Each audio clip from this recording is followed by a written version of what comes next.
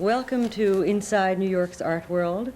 I'm Barbara Lee Diamondstein, and we are at the Metropolitan Museum, the largest museum in the Western Hemisphere. In the past 10 years, our guest, Tom Hoving, has been described as the most accomplished and the most controversial museum director in the world. In the past several weeks, 2 significant shows have opened here. The permanent reinstallation of the entire Egyptian collection and his debut as a curator of contemporary art with the Andrew Wyeth Show. A critic last week said that the 2 represent, respectively, the best and the worst of Tom Hoving. What do you think of that assessment? I think it's rather silly.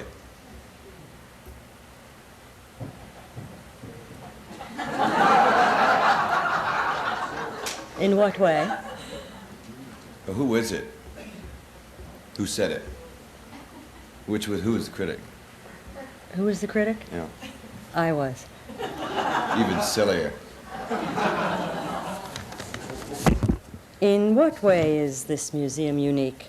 How does it differ from other museums? It really is the only institution, not only in America but in the world, for very curious reasons, that is a balanced encyclopedia of all of the visual aspects of man's creativity. And from its very inception in 1870, it wanted to be this. The Metropolitan is, as its original charter said, to be a collection of the art of all mankind, a library of art for the purpose generally of popular instruction.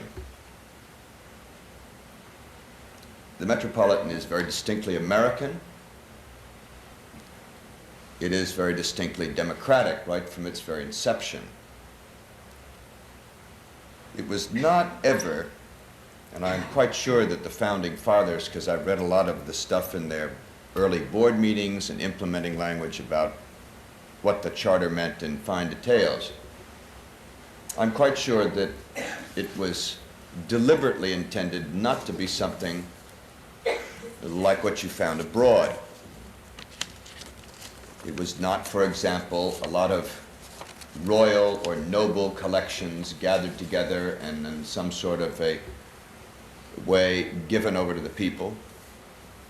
It was not supposed to be a series of ethnographical objects sequestered very responsibly by colonial mentalities so that people in primitive cultures would not backslide into barbarism or paganism. It was supposed to be a professional balancing off of things to illustrate civilizations. Obviously, it was not supposed to be what the Louvre is, for example, in large measure gathering together of things that were taken in war. The people who started the place were educators, artists, and philosophers. In what year was that? Let me finish, all right? And the charter indicates over the time that really the goal of the place is to form this encyclopedia, not to miss out on any volume of it, and to keep refining it. But the major emphasis is on what you do with it after you get it. And that is on recreation, which means the refreshment of the soul and the spirit and the eye, the betterment. It means education, a phrase that came in about 1918, not 1870. But from the very beginning, the phrase popular instruction was in it and has never left it. And this is pretty much why the place is unique. It has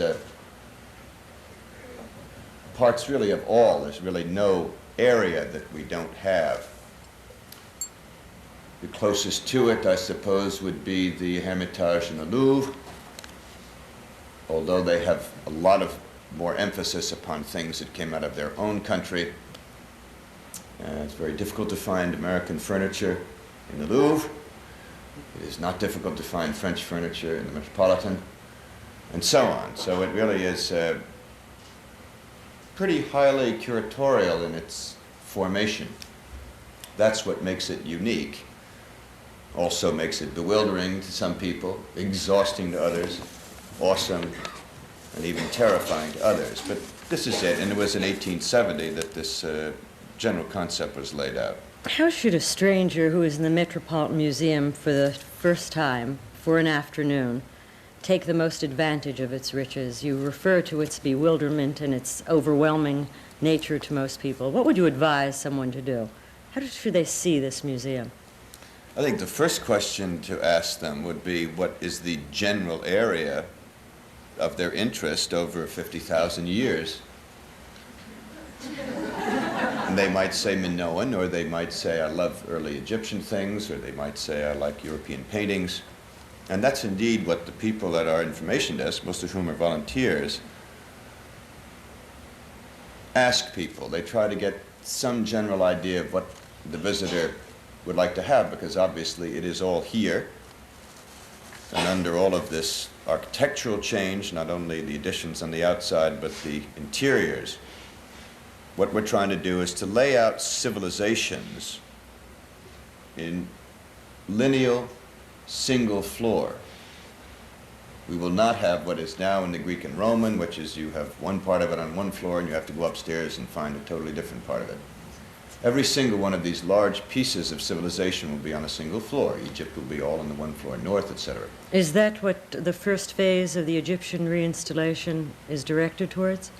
Well, the first phase is simply a convenient half to start off the installation of 45,000 works of art, all on view, plus the Temple of Dendur, which will be opened up in 1978 with the second half. Now, the problem with the first half, it's really a curious half, and it's forced upon us by one of the great planners and sensitive designers of our day, the building department of the city of New York,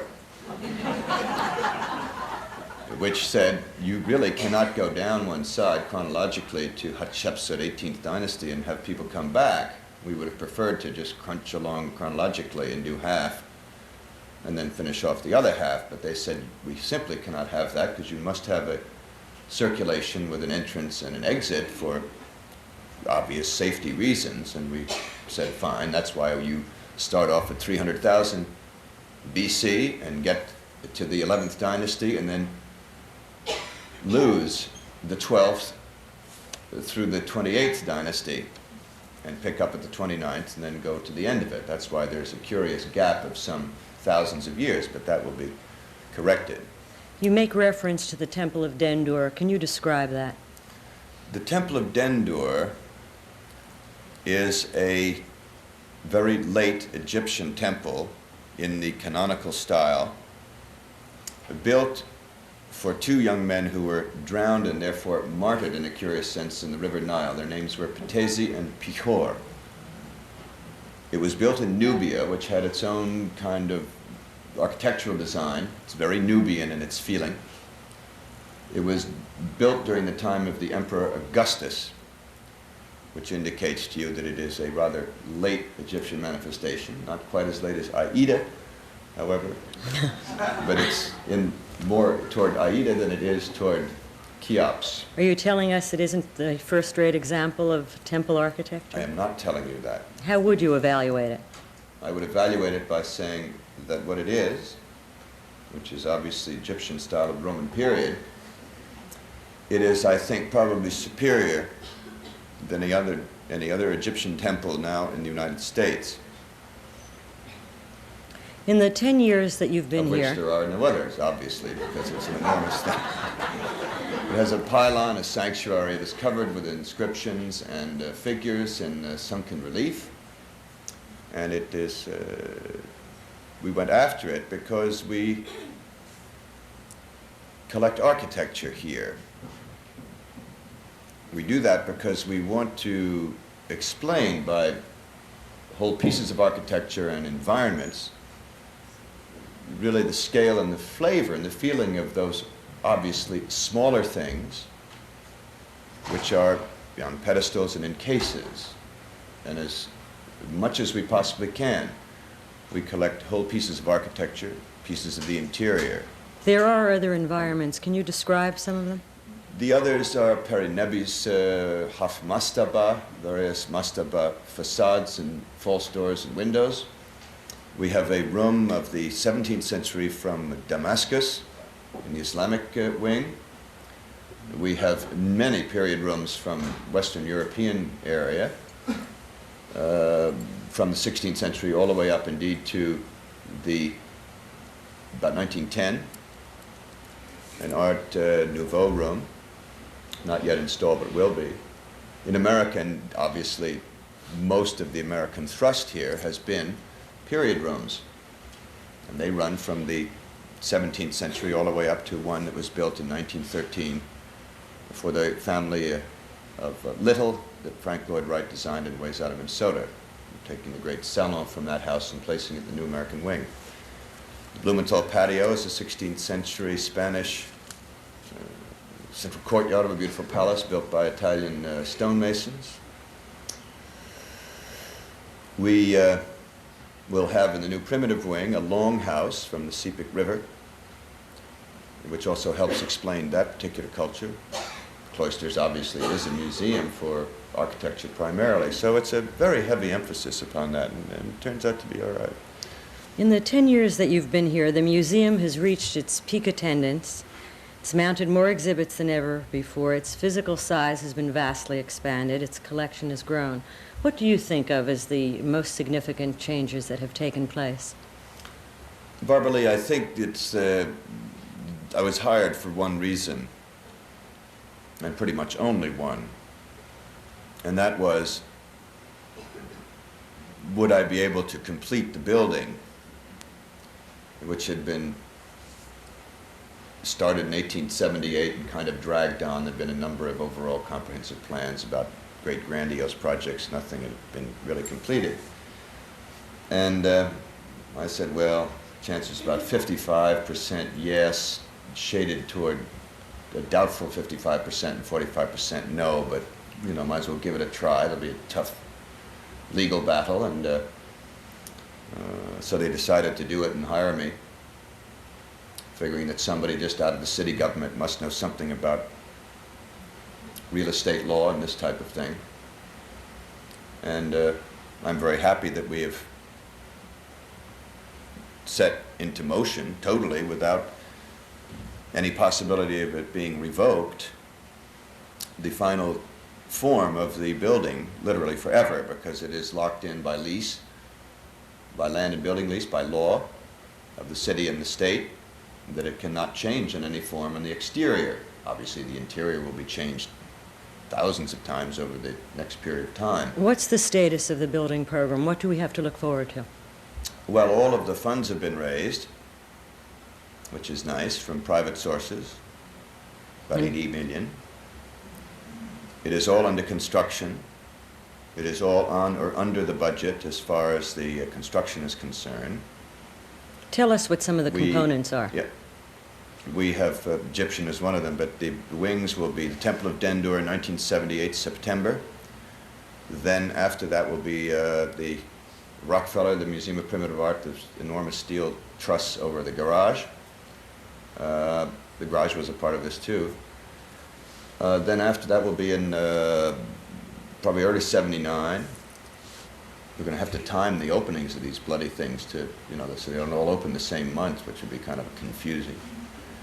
Then after that, American, which will be after the Rockefeller, and after that the whole Southwest complex, which is a grand enclosed court with that old facade preserved. Marvelous series of terraces and galleries leading up to the new paintings galleries above the Rockefeller, and then the Southwest wing which is the one similar in shape to the American on the north that goes out into museum property on the southwest side. And that will be 1980, I guess.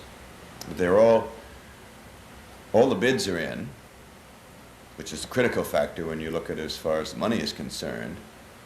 And they're all on or under, which is kind of strange, yes, but... What happens when all the buildings are built and the museum, at least its exterior, is frozen? What do you concentrate on then? Well, the next phase of the whole institution, we're now kind of between two ages. Somebody once asked me, you considered you brought the museum into the 20th or the 21st century, and I said, no, you just don't understand.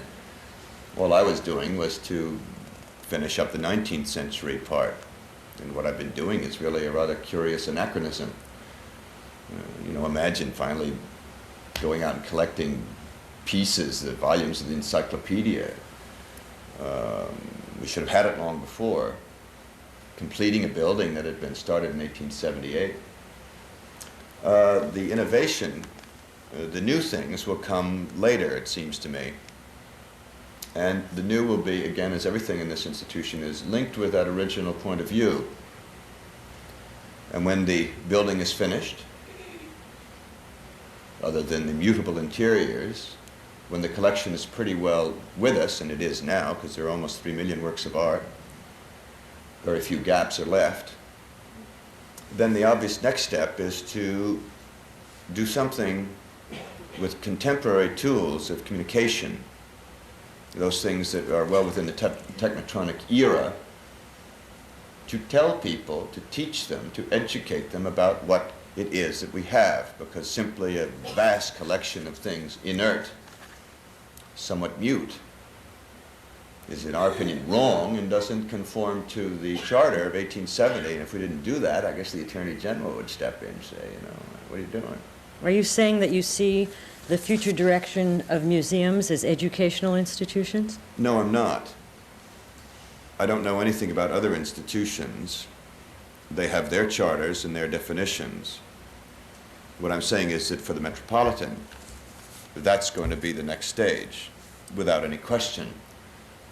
What we would like to do is not only disseminate to the broadest possible audience, up to postgraduate level, not only about things in this institution, but the entire world of fine arts.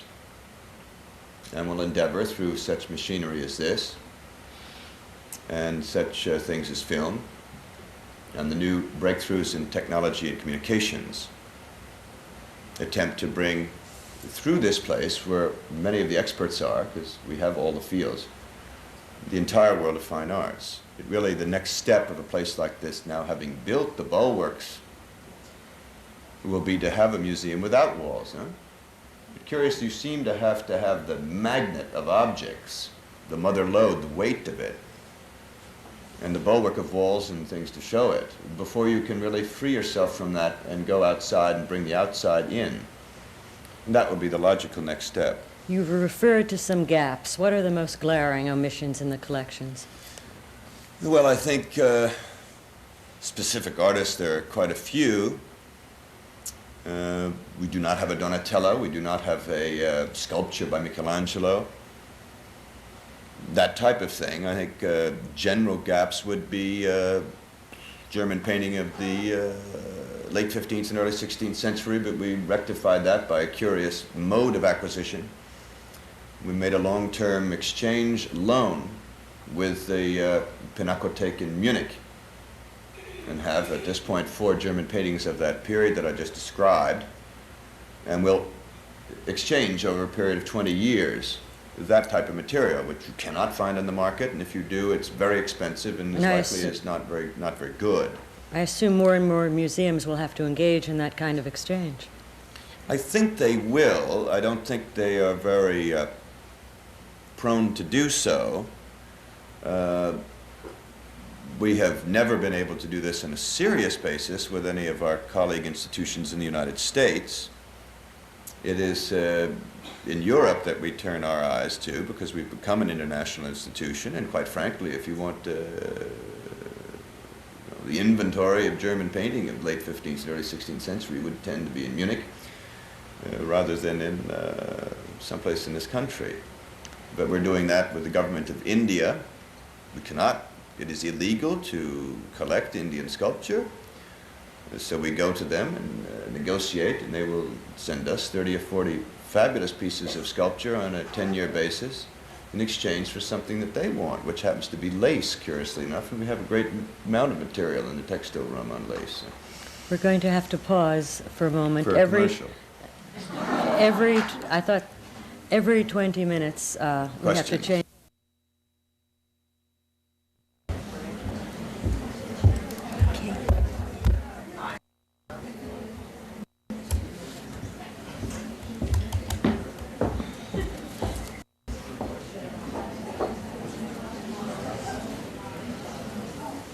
We're going to continue now. In your career, you've been the director of the cloisters, the commissioner of parks, and for these past 10 years, the director of the Metropolitan. Which of those jobs did you like best and why? I always like the one I'm in because it gives me a false sense of security. And that's really the one I like, because I don't remember anything about the others. I have a terribly short memory, and I'm curious, a very focused person, and I really only know and remember and usually only what today. I mean, I can't really remember what happened a year ago, certainly not 2 years ago. Well, in years past, you've talked of public office, either appointed or elected. Does that interest you? Oh, no, other people did. I always said no. I've heard you talk about it.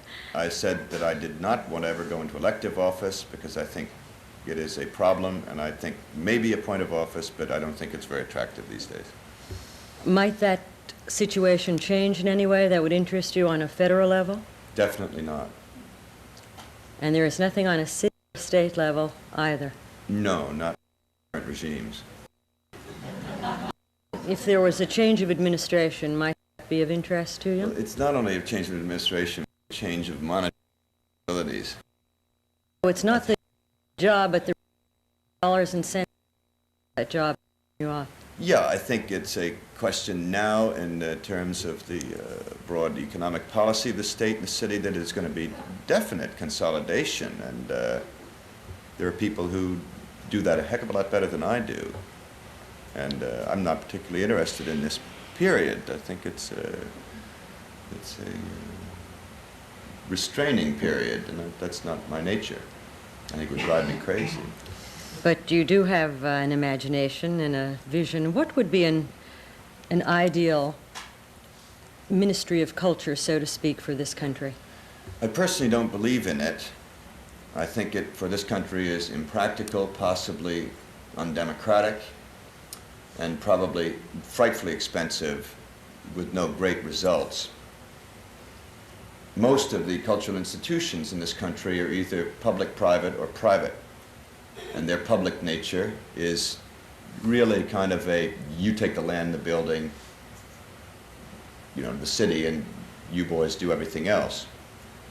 So the essence of most of these things, the creative side of it, the performance side of it, really is in the public sector, the private sector. Therefore, to have a minister of culture or something like that, the individual wouldn't have anything to do except get in the way of the professionals. And as usual, the government would start injecting into its own agency a great deal of money that would be wasted and would never come out to the product. And it would endanger the government quicker taking over some of the institutions which we in them try to avoid. Because we don't think it's right for the taxpayer, quite frankly, that they should have some sort of a great big bureaucracy that's going to begin to run these things inefficiently. So I think it's fairly decent the way it is. There are the two endowments. They have begun gently to get into operating funds. They should pursue that, but not beyond a certain point. Things have been wrecked in this country because of, not a political cliche of big government, it's just messing around too much. More and more museums have to rely on the public sector, and it sounds to me as if you're suggesting that museums should be more self-reliant on their own resources rather than external. I and believe governmental. that, but it's awfully easy to believe that from the Metropolitan. It's a fairly decent address. It seems to have a few objects that people take to. And we do tend here to be a little out of touch with the reality of other institutions around the country. And sometimes even, you know, huff and puff about bad management or faulty management, which I think is a bit arrogant of us, because if you put my management team out someplace and say, okay, now balance the budget, honey, it might not be so easy. But here it is not so far that difficult, but it's a struggle. I think that by and large, museum management, and I don't talk about curatorial work or professional work or anything like that, but raw management doesn't really exist at the level that it should. There aren't any professional people who are purely in cultural management, or there are darn few of them. And our experience was to get the people we needed for finances and for planning for operations and so on, we had to go to a professional headhunting firm and recruit them from business, which we did, and found their work was very, very good, no different than it would be with W.R. Grace or something like that. You mentioned the good address of this museum. Apparently you feel that way on both sides of the street. Now that the physical plant is frozen, at least in terms of the park, you've recently purchased 2 buildings across the street. Do you have any plans for them, and do you have any other plans for buying buildings in this area? We bought the 2 buildings, 6 and 8 East, I guess 82nd Street. They were the property of the New Lincoln School. The New Lincoln School had a debt that they wanted to wipe out, and the sale of these buildings did that. They were able to take the students, particularly the very young ones, and put them in another one of their facilities. In the midst of this enormous, complex building program, we simply had to get office space on a temporary basis to house some of the functions. The whole American wing, the whole American Paintings Department is in offices in the New Lincoln School, as is all of the people who handle the merchandising activities. That will be maybe for 3 years. They will come back into the offices now being built for them, and we'll either retain New Lincoln School for that type of thing, or we'll sell it. And since it was a very favorable price, we are quite convinced that we will turn over a fairly decent profit. That's what we used it for. It was really a nearby office building in a sense that had been used as such. But we're not going to do anything other than that with it. We're not going to, by the way, assemble property and build condominia. Do you have any other innovative fundraising plans? Are you taking in boarders too? No, we don't think that, again, you see, we are, the building is owned by the City of New York. And unlike other institutions that are purely private, we don't have air right capabilities, and we couldn't possibly go that particular route if we wanted to. And I would imagine with us, the Internal Revenue Service would rule it as an unrelated business expense. I think if we put up bought the Stanhope, put up I think they might question it. So we wouldn't be going into that type of thing. You said your merchandising facilities are housed across the street. Just the offices. The shops are here. I guess, too, more and more museum directors pride themselves on their ability to market their merchandise, and I assume they take a leaf from your book. You also make reference to the numbers of people you've had to recruit from the private sector, from business. Do you think that a future museum director will have to be more of an administrator than an art historian? Probably, I would say if he is not now 95% administrator, he probably won't last very long, or if he does, he's not very good. My job is at least 95, maybe more than that percent, simply executive and administration. I very infrequently deal with works of art. That must be very painful to you. No, it's the type of job I knew exactly what it was going to be, and it's, university presidents don't teach. They fundraise and sometimes get in the way. And that's generally what I do, fundraise and direct the general traffic, but allow the sections that have been built up to handle their specialties. Do you plan to take on any other curatorial tasks? Oh, no, I couldn't. I would be very bad at that. The reason is if when you lose the saturation, when you cannot every week digest the new periodicals and the articles in a particular field, then you really quite lose touch. It's like if you don't use a particular muscle for a while, you just can't jump around. You have to exercise it slowly back into shape. So I couldn't, and I don't, and I haven't, and I've made it a very definite rule that I wouldn't do that. How significant is the merchandising operation for the operation of a museum these days? I don't know about anybody else, but ours is getting to be fairly modestly significant. Again, we have an enormous amount of material to draw upon. More than other museums because of tax laws as well. Need not anything that is reproduced be, mustn't it be related to the nature of the collections? It should be, according to the Internal Unless you want to do a Revenue Service, Mondrian sheet, in well, other that museums. you handle in a way that the IRS has also approved. There are two ways of doing it. One is How does the law handle that reproduction in a tax-free institution? reproduction they consider like a reproduction of a painting in a book, a reproduction. Adaptations, you can only, under the IRS, gain revenues if it is a royalty system. And they disallow you from starting a sheep factory or a cup factory. So anything that's an adaptation, you have to do on a royalty system. We don't ever get into the problem of copyright, which a museum dedicated to more modern things might well run into. The Museum of Modern Art cannot just go out and reproduce things if they are still within the copyright law. It's not feasible economically for them to do it. They could get the permission, but it wouldn't be feasible. But we're blessed by it. I mean, nobody's going to call a copyright on you if it's a faience figure of Amenhotep III. These lawyers and scribes are long silent. Tell us some numbers. What is the annual revenue from your shops? Gross is about 9. Net profit's $1.7 million. And the 10 annual years ago, it was $80,000. And We what do need you that, project 10 years hence? We're building a new facility off the North Bookshop. If you just walked through that wall, the west wall, and walked into what is a little-known light well.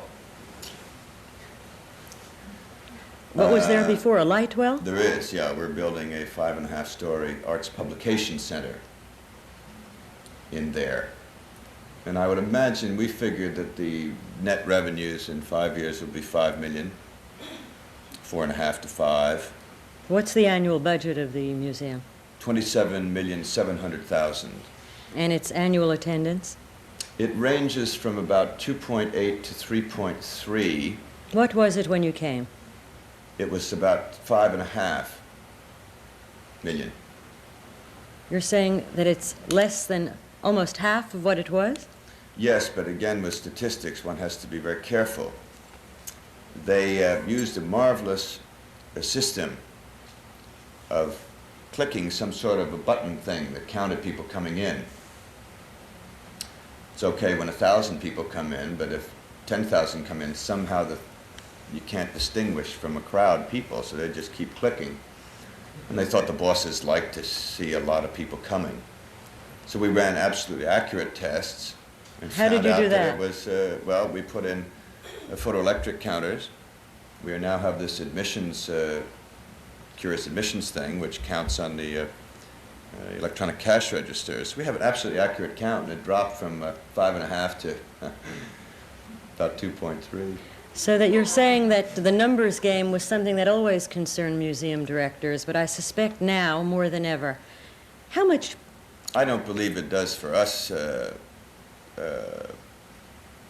We're actually more concerned of too many people in certain areas than we are of lack of people. Well, that's a question I'd like you to address yourself to. How far can the audience be expanded when box office starts intruding on scholarship? I don't know, because I don't know if the question has got any validity. We don't happen to think about box office. We're not in Broadway, and we're not in the entertainment film business. So it's nothing that I can't see how it would apply here. How far can you envision this audience being expanded? Well, with an additional 800,000 square feet, I would say it could double and be perfectly all right. It would be, it's 60% more than space than we have. How many people come on a Sunday? An enormous Sunday is about 27,000 people. And a Wyeth Sunday? 22, 23, but Egyptian is outdrawing Wyeth 2-1. As indeed Islamic did and still is rather close to Wyeth. Myth numbered 9 shattered. You have accurate counts for that too, I assume. If you were to give a reading list on art history, aesthetics, art criticism, what books would you recommend? I would say The Meaning in the Visual Arts, a collection of essays of Erwin Panofsky. I would say probably Verflin.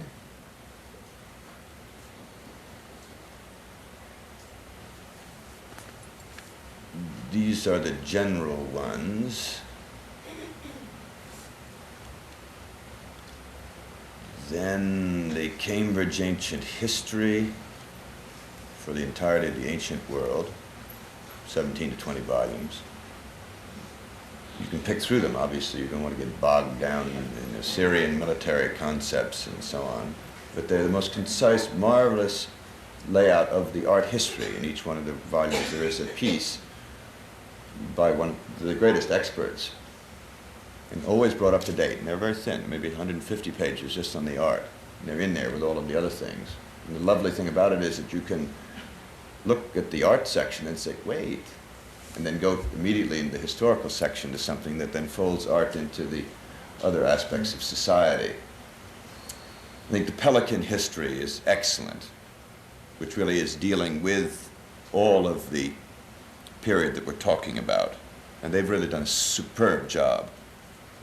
The Pelican history, which is ongoing, as you know, and re-edited. Jansen's general book is quite acceptable. Certainly beats Robin Garrison. And that would be kind of, a start, but then each field one would have to delve into it. Also, as much documentary gathering together as one can. What the artists themselves said, which people tend to overlook because authors, begin to say, well, of course, I know more than this Schmendrick. And they begin to take words out of the artist's mouth, which is nasty and slightly unsanitary. But it's good to go back to those sources and read them. Most of them are translated. Who and what were the greatest influences on your own aesthetic development? Was there a teacher? An individual? Well, the man who showed me the path to go into art history is a fellow by the name of Kurt Weitzman, a very eminent, now retired professor at Princeton. His specialty is Byzantine. And he showed me the way in my sophomore year and was my docent in the PhD. So he is the single most important influence. He was very deep on methodology. It's like being a theoretical mathematician. I spent many, many months, several years, on the reconstruction of non-existent things. What was your doctoral thesis? We all knew that thesis? they didn't exist, but we spent a great deal of time constructing them. So it was really, I was a theoretical art historian more than a factual one. Did it relate to ivories, your doctoral thesis? It did, but it was that was only part of where I went. There was more than just a paper doctorate. You had 4 years before you were allowed to even start on a doctorate of general art history and languages and documents and the methodology of Greek and Latin. And then this marvelous reconstructing of things that didn't exist. We spent, I guess, a year reconstructing a Bible of the religion of Mithra, which in all likelihood never existed. But by the end of this year, we had the most beautiful set of Mithraic writings.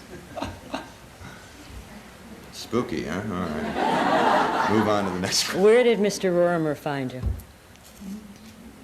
Well, I met Jim Rorimer at one of these symposia that young graduate students used to, I think they still do, go either at the Frick Museum or here at NYU, and you give lectures, 20 minutes, no more, no less, on a paper that you developed, and he happened to be in the audience, and I gave a lecture on something that he thought might relate to an object that he had just purchased. What were you talking about? Grabbed me and took me over to see the object. I didn't even know who the hell he was. I was talking about the classical and antique references in the Galleria Farnese, things that by luck I was able to discover that the entire Galleria is a joke, a set of artistic puns relating to the collection of the Farnese family, that all the figures garbed in great pompous classical and neoclassical subject matter simply are very cute, almost cloying references to pieces of sculpture and antiquities, right down to cameos that they happen to have had in their collection. And it was a giant family in-joke, which did not actually damage the work of art, because it really on its own is rather pleasant. But, see, getting spooky. We're going to cut here. Perhaps tell us about that. How did you ever discover that? But wait till we come back. By luck. Sorry? By luck. It's kind of non-laboratory. You were talking about the chance discovery that you made, and I think made the analogy to theoretical mathematics. Would you clarify what you mean? Well, in this peculiar paper, I was given an assignment of a seminar report to do the fresco cycle of the Galleria. And was supposed to talk about the general classical feeling of it. And by sheer accident, in studying the frescoes and so on, and by passing over my desk a book of line drawings of various sculptures in collections all over the world at late 19th century gathering together by Solomon Reinach, I saw to my utter surprise that one of the curious line drawings of a sculpture in Naples, taken from a curious angle, was exactly, or very close to, a figure flying down from heaven in the Galleria Farnese. I said, now wait a minute. Naples, that was the Museo Borbonico. That's where the Farnese junk ended up, you know.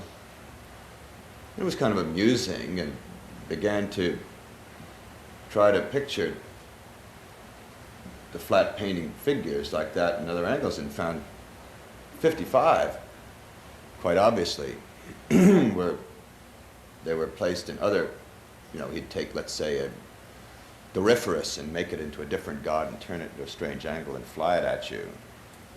So they were all puns of what they had.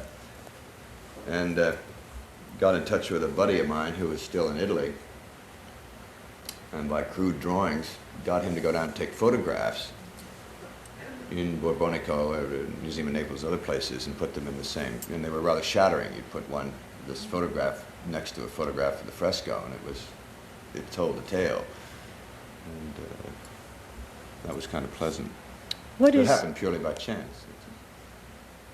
What is your favorite period?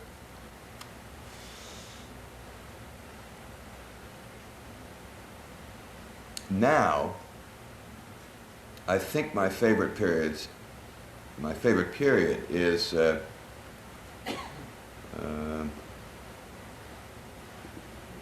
Ptolemaic Egyptian material.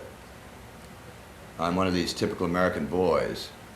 I like the underdog, and indeed try to get people to look again out of the stereotype vision which some have, most have, on things that are either discarded because of taste or fad, because to me taste is the enemy of art. And fad is a scungier enemy in league with taste. This is the reason why I was intrigued with Andrew Wyeth. I recognized that the so-called serious people, the sophisticates, had dismissed him and had no longer looked at it, and wanted to do the exhibition because I wanted people to get a little steamed up and look at it. As you know from the conversation here, it doesn't work all the time. But I like to try to make people look again rather than just mutter their old stereotype images and continue to wrap themselves up in a little intellectual baggies, which is normally the case in people who are not really looking anymore. People, they observe, but they don't look. There's quite a difference between seeing and looking. So I tend to like fields that are on the outside. I adore Hellenistic art, ever since Marguerite Bieber wrote a book slamming it. She says it was degenerate, decadent. But it isn't. Art does not do that. Art is not like a physical human being. It does not have a vigorous youth, a marvelous maturity, and a declining old age. It just doesn't. It changes styles because it's utterly unconnected, being various artists who do not sit around and say, now we are in middle age. Now we're going to have to decline. When you look at, let's say, grandiose figures, it's awfully pleasant to look at what people thought about Giambattista Tiepolo in his own time, exalted. In various other times he was terrible, decadent, immoral, lousy, stuffy, stiff. And then he came back again. So this happens. One must, in a sense like a scientist, totally disassociate one from taste, fad, and sophistry. If what's New York happens to be, in my opinion, one of the capitals of artistic sophistry in the world, so we're blessed at least to have that. We have something. Whether it'll save default, I wouldn't know. But if what's out is in with you, what do we have to look forward to next year? well, you're going to get a big section of Ireland. I've always been fascinated by the real shock it will be if we could get the Book of Kells here. It's never left Ireland, I assume, other than It's to be left rebound once. in England. No, it was on exhibition. 2 volumes were on exhibition in 1962 in the Royal Academy. But that, whether that's Ireland, you know, okay, no politics. I also wanted to get the Book of Kells, the Book of Armagh, the Book of Durrow, the Tara Brooch, the Armagh Chalice, these incredible interlaces, to see what would happen when people of us, who are used to it, step back and you'll see the painting, right? Step back and you'll see the abstraction. Or the painting is what it is, purely abstract. It survives, it exists, it has its own internal existence. Whereas actually the Irish things in the 7th, 8th, and 9th century are totally and completely the opposite. And we are getting all of those materials, I'm happy to say. We signed the contract with the Irish government. Is there glass and silver? Silver and gold, there's very little glass, but I want to see what it will be like and how one, as a presenter of works of art, overcomes the terrible cultural abyss between us who look at things from a distance and how you look at these things, where, as St. Bernard of Clairvaux said, your eye must pass over every tiny tendril, in and out. You have to follow and track those little beasts, and back and forth, and in and out, in order to be able to have any appreciation of all of what is aesthetically close to the Holy Spirit. Now, that's a real challenge. And how you really do that, I don't know yet. But at least we got the stuff. So, as again, you got to have the stuff before you can really do about it. So the stuff is coming in September 1977. We've asked each of our... So there's, you know, that's, let's see what other kind of on the outs thing. When is Tutankhamun? Tutankhamun is not on the outs. No. That's just beautiful. That's just very strange, marvelous stuff. We've asked each of our guests... Yeah, we're doing a show of Daniel Chester French, which opens early Spring. November. Again, deliberately, because this is somebody people have taken it for granted. This sculptor, he's a realist romantic, and damn it, he's something. So we'd like to have people look at it. You've asked each of your guests The same question, and that question is, who is your favorite artist? And regardless of price or availability, what object would you choose? I can't answer it because it's not in the realm of my particular reality. I don't have one single favorite artist. And, Can you mention several whose don't. work you particularly respond to?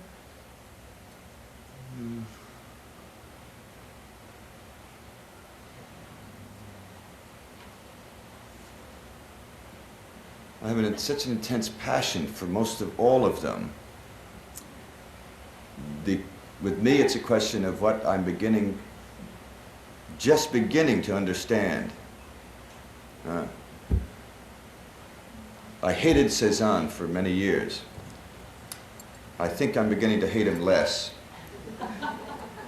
And I'm beginning to realize that maybe he wasn't just a coarse, smelly, pompous, Southern idiot, almost fraudulent. I'm beginning to think there may be something there. For example, I'm beginning to understand Van Eyck. Beginning. But I'm not sure. So it's not a question of favorite, it's a question of what is my level of understanding and maturity towards that. We have a totally different attitude at the Metropolitan than other institutions, since we are collecting history, what has survived, and take no moral judgments. We don't care if it's in good taste or in bad taste. We want to know of what happened to exist, no matter what anybody said about it. Is it good quality? Therefore, that curious attitude, which to us is fundamental, it's awfully hard to say my favorite Egyptian artist is whatever, you know, it's more the piece than an artist. And the question of what would I buy, what's available, you know. There's several things I would like to have bought recently, but we didn't for one reason or another. For example? A marvelous Gauguin still life that went at auction here. We raised $1,400,000 and didn't buy it because we were afraid of what the political ramifications would be in the city during the time of financial difficulties. And we also raised $3,500,000 to buy, or go after at least, the Duccio di Buoninsegna, the great cavalry, and backed off that for the same reason. And the hammer at the auction went down at 1.8. But I think probably we were right in both cases. It's the first example that I recall that we acted on other than purely the object, that looked at other manifestations surrounding it. I think it was a practical reality, but I would like to have had both those pieces. And indeed, we did have the money, I'm pretty sure, to raise for it. What gives you the greatest pleasure in being director of this museum? Well, really seeing that now this whole building thing that I was hired to do is it. Do you That's think in locked in, and terms of your next job? Occasionally. What would you like it to be? I know what it's going to be. I'm going to teach. And where and what will you teach? That I'm not sure of. I don't know. Art history, I mean. You know, not anything else. And what do you consider to be your most enduring accomplishment here? The building. And your biggest single failure? Taking the job. Now, none of us believe that. I mean it. If you had it to do over Jesus. again, what would you do otherwise? If I had it to do over again, I probably would think a little more seriously about taking it, and probably wouldn't have taken it. Why?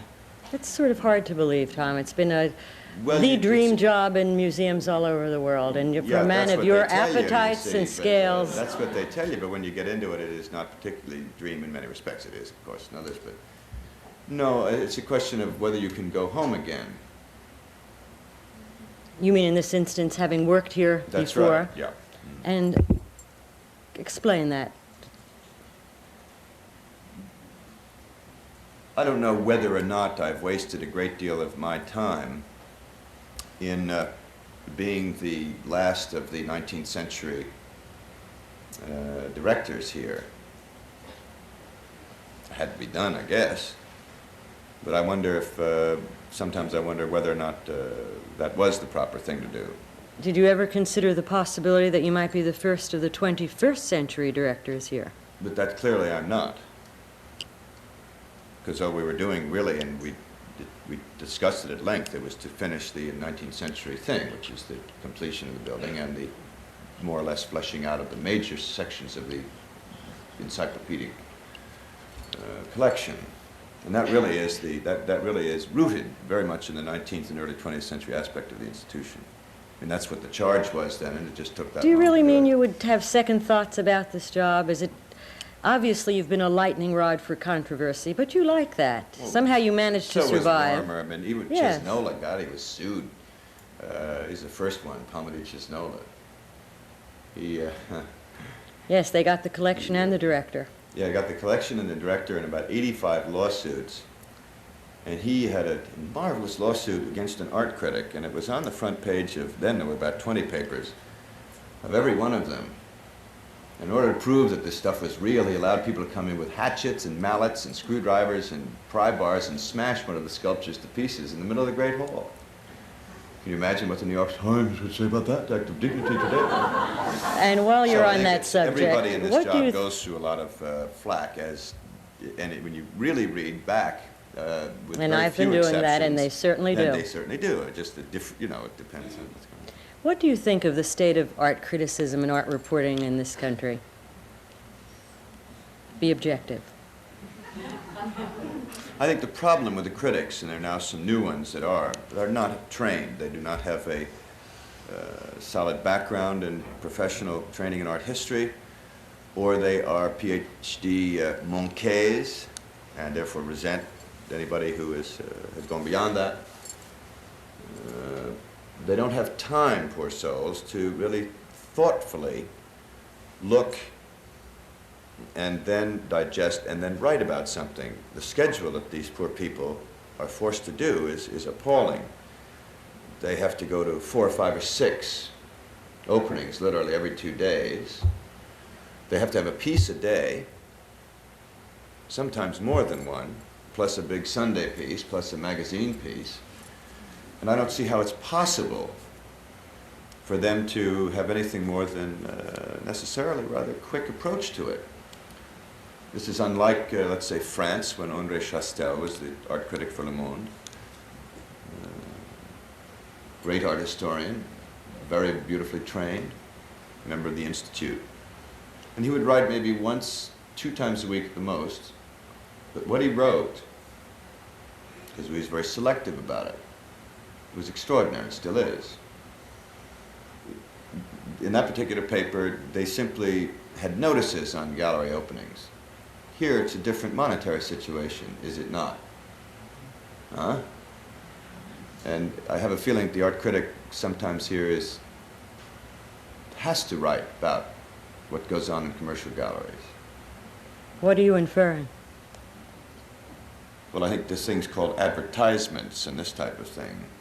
I don't know, I just have a feeling they're overworked in such a way that they can't really give full thought to it. When you read their stuff, it becomes more and more thin, the same type of phrases come up, and they get tired. And their tiredness is manifested in sometimes thoughtless and vicious or quick or sophistic type of points of view in prose. There are 2, I think, in the entire country that are other than that, and I think they do a very good job. They both are writing in New York City, which is Who are they? I think John Russell is in this category, and I think Tom Hess of New York Magazine is in this category. Who decides what's shown in this museum? Well, there's an exhibition committee of the staff. There's a staff policy committee of the staff. Eventually, there's an ad hoc exhibition committee of the Board of Trustees, which doesn't initiate it. How much influence do the trustees have? None in this area. They ride herd on the finances and, keep you pretty well on your toes about, are you on the budget? But never in my experience have they said anything about what it should be. maybe one will say, gee, it'd be awfully nice to have a, and usually the answer is, right, we're doing it. And what we try to do is to bring about a balance. It used to be this institution had nothing but painting shows. And as you can see, we've strayed very violently away from that. Wanted to show the fullness of art, what we have. 20% is paintings in this institution only.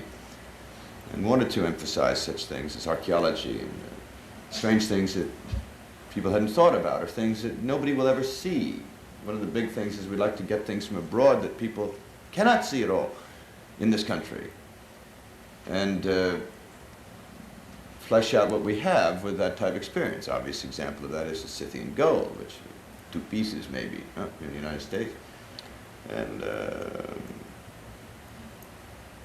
that's generally the attitude, but it's definitely a balance. Every department is tacitly understood to have a right to have an exhibition every, whatever, 4 or 5 years. How many shows do you initiate?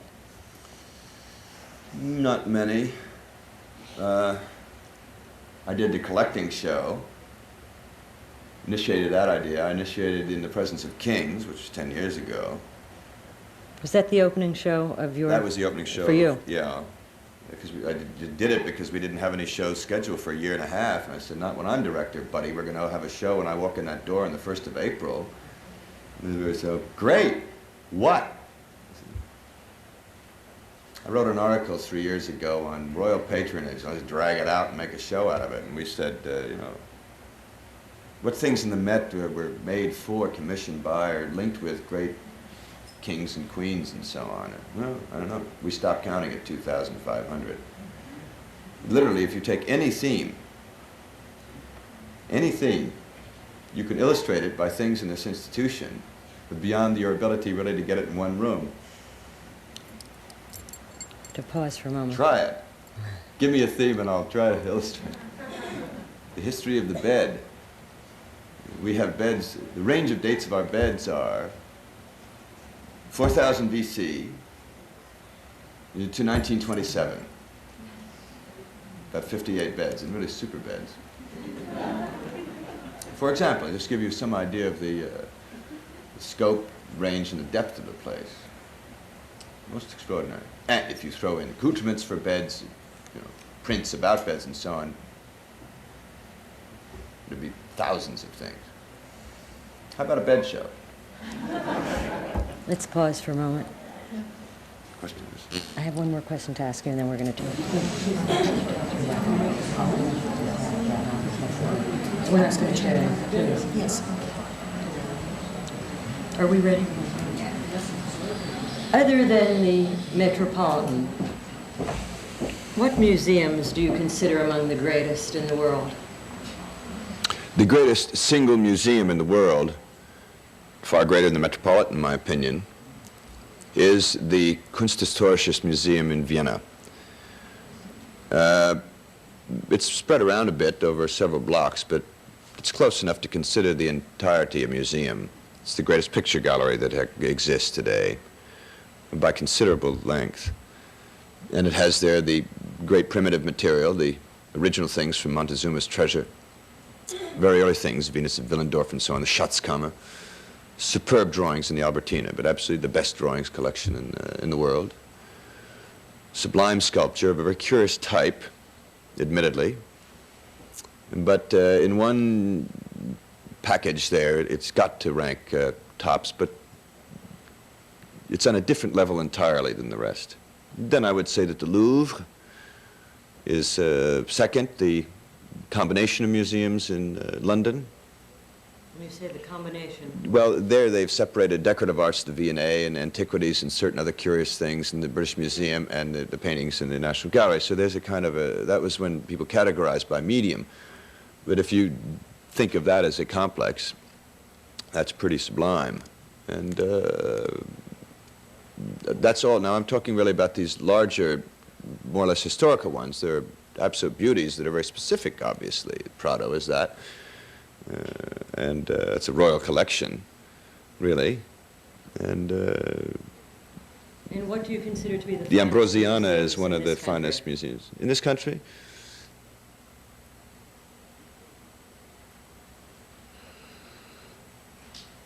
Boston is superior in general terms. The Art Institute in Chicago is dazzling in certain areas, obviously, the late Impressionist and Post-Impressionist, early Post-Impressionist. Toledo is excellent, excellent. Cleveland is very, very fine. Certain emphasis upon Oriental things, but what Sherman Lee has done in that and what Bill Milliken did before him in decorative arts, medieval things, is superior. I don't talk about collections. I mean, Frick is a collection, so it really is a different category, and that's obviously marvelous. I can recall reading that you said that you once had a fantasy to be the director of the Museum of Modern Art. Does that still persist? Not since the professional union. Is there any other museum job that might interest you? No. I think it's time now to have the class share in the interviewing process. A very special thanks to Tom Hoving, the director of the Metropolitan Museum, obviously a man of special vision and energy. I'm Barbara Lee Diamondstein. This is Inside New York's Art World.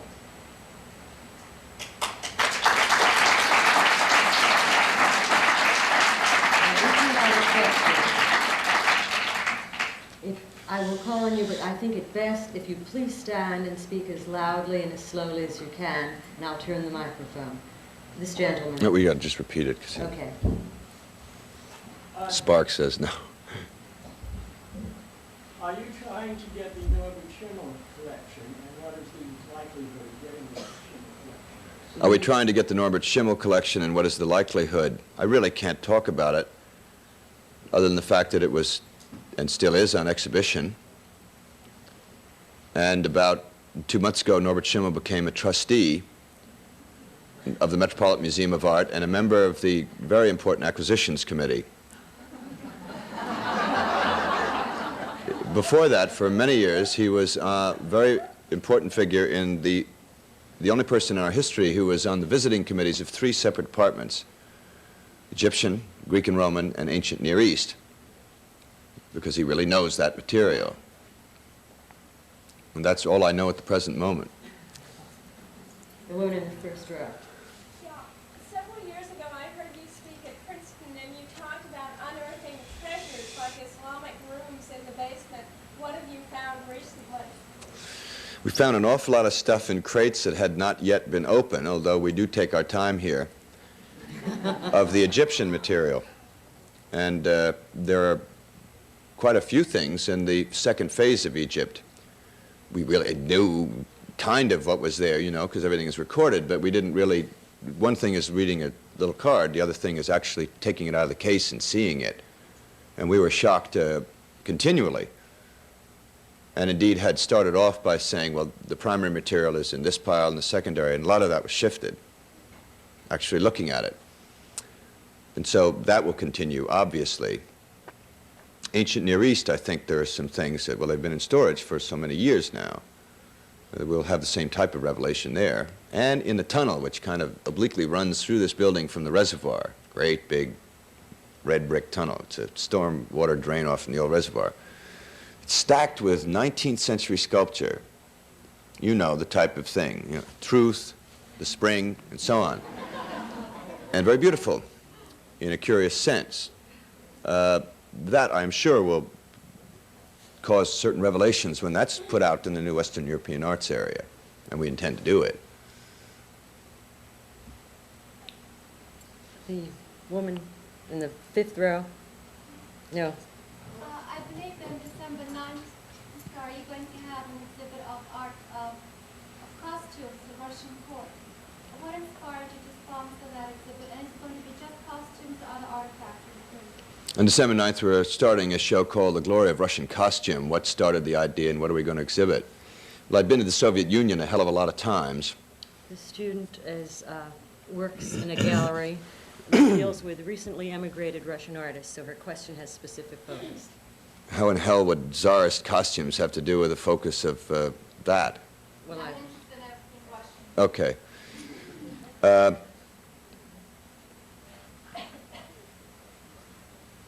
curiously enough, the only country that has not damaged, has saved everything of the royal and the nobility, and what we call rich peasant, because it's a word that in Russian doesn't say that, but there's no translation, is the Soviet Union. Because Lenin passed an order saying nothing will be touched, remembering, I suppose, what happened in the French Revolution when tapestries were burned for their gold and things were destroyed for, rage, political rage. And France did destroy most of their things. Spain similarly. England, they took it all so granted that it all disappeared anyway. And we were intrigued with that very fact of survival. We also wanted to affect a balance because we had had 3 more or less contemporary shows in the Costume Institute, following on one that was really the history of costume in 1969, and felt it was high time we did a show of historical things. And the material is untouched. So the show is going to expose things from Peter the Great up to through Paul I, and this stuff is here, and it's marvelous. Curiously enough, Diana Vreeland, our great consultant, mentioned to Yves Saint Laurent about a year and a half ago that she intended to do such a thing, and there were going to be a lot of these peasant things. He took the hint. True. And a lot of those will be there, and it'll be quite interesting. We even found the great sled of Elizabeth I, which had disappeared, and that's coming, which is not just a sled, it's a great thing with silver brocade and green velvet. It's marvelous. Back to your collections, those in storage, what percentage is on view most of the time? It depends on the specific collection and why. Overall? You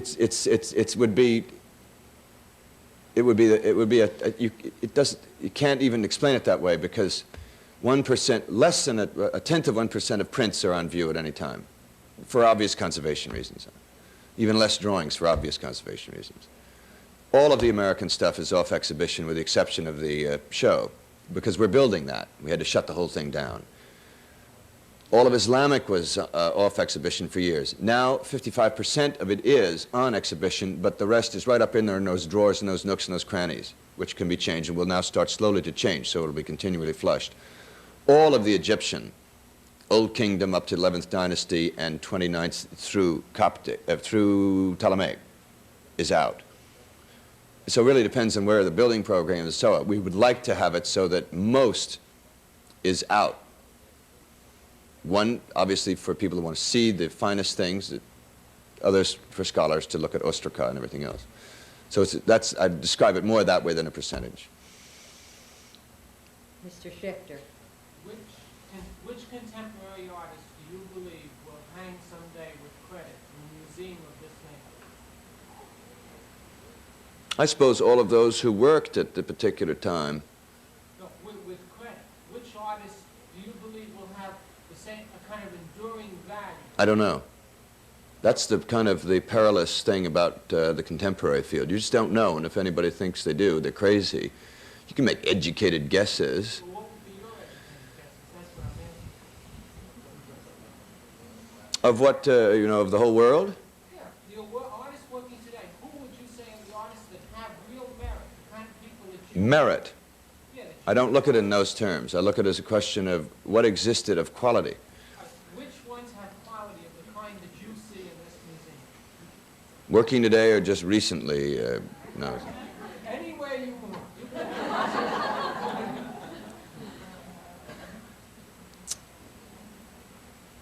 I think Gorky, certainly.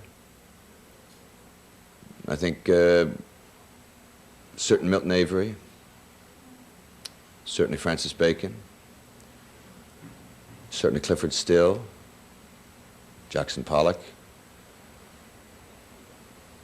Charles Birchfield, I think Morris Graves, these curious painters.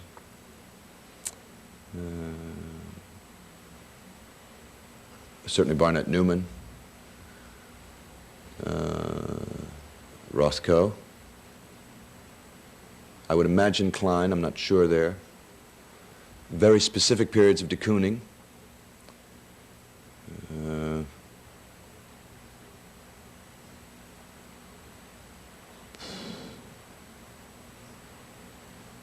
Can we make the leap into the 60s and 70s?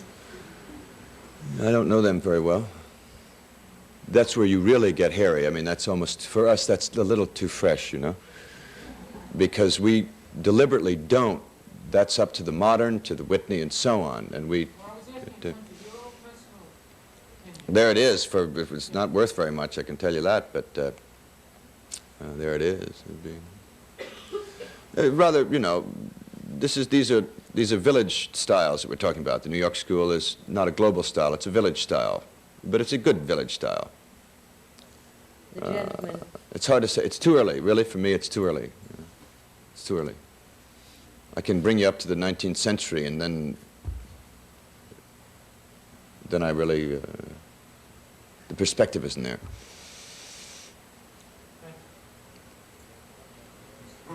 That is not by my lawyer's words to say that anybody not mentioned is necessarily in any way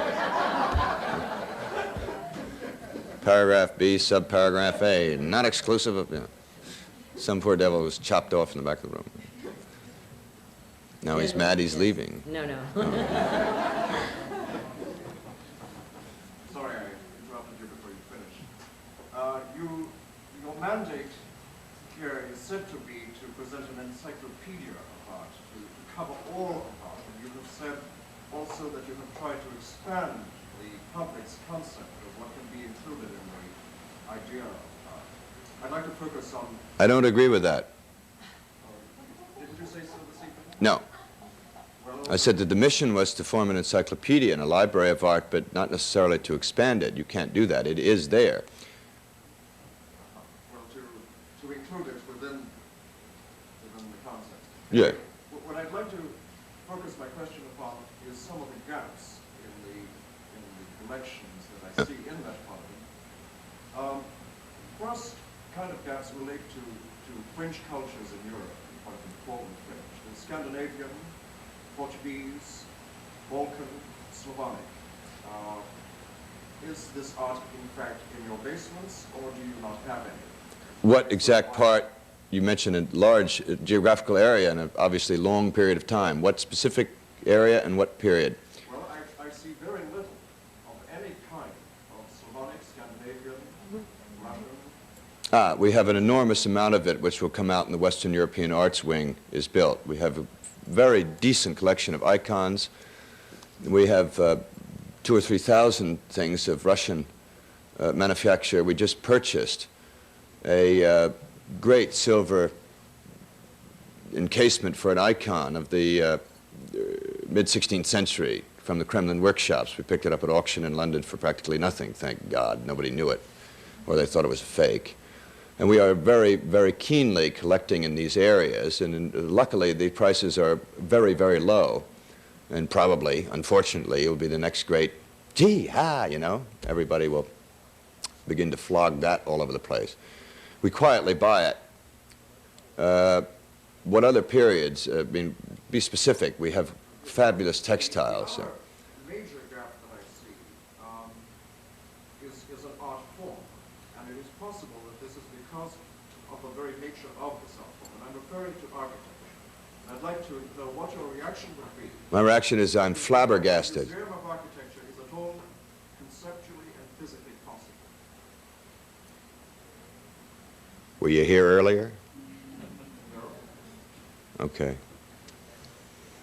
Museum of Architecture, what? Like the Trocadero? I mean, I don't understand. That would perform the same functions for architecture that the Metropolitan Museum performs for art.